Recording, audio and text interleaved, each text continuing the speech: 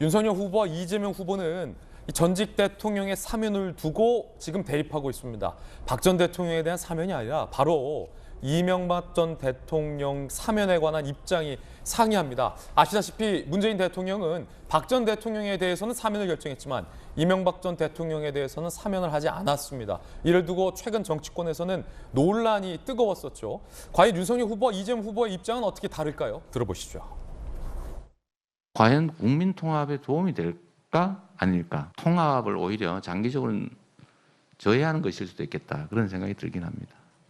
통합이 도움이 되는 범위 내에서는 필요한 부분만 더 하면 되겠죠. 전직 대통령이 이 장기간 수감되는 모습이 과연 바람직한 것이냐에 대해서는 많은 어떤 의문을 가지고 있습니다. 미래의 국민 통합을 위해서 대통령에게 이런 고권적인 판단 권한을 준 게 아닌가, 그런 각도에서 판단을 해야 된다고.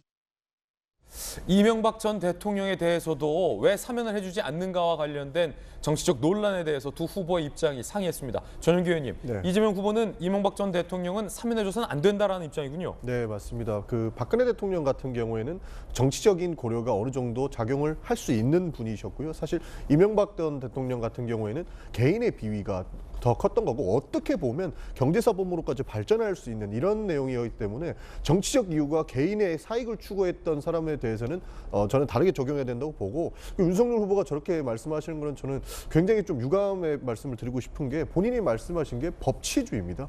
법치주의에서는 전직 대통령이라고 한들 개인의 비리라든지 헌법을 위배했을 때에는 당연히 구속이 되는 것이 당연한 것이고요. 이것을 전직 대통령이라고 풀어주자고 하는 것이 본인이 이야기했던 법치주의 국가에 부합하는 것인가, 저는 이 부분을 다시 한번 짚어볼 지점이라고 생각합니다. 자, 전현기 의원의 의견이었습니다. 그럼 전재 의원님, 윤석열 후보는 이명박 전 대통령에 대해서도 사면을 해줘야 한다는 입장이군요.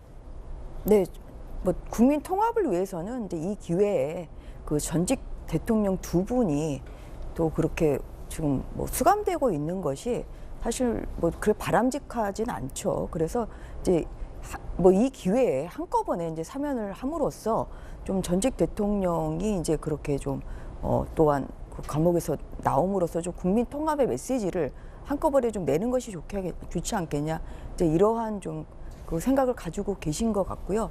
또한 국민의힘 내부에서도 좀 이것은 오히려 뭐 또 국민의힘 갈라치기 아니냐, 결국은 또 좀 국민의힘의 어떤 내부 분열을 좀 노린 뭐 이러한 그 어떠한 꼼수가 있는 거 아니냐, 사실 이제 이러한 이야기도 나왔지 않습니까?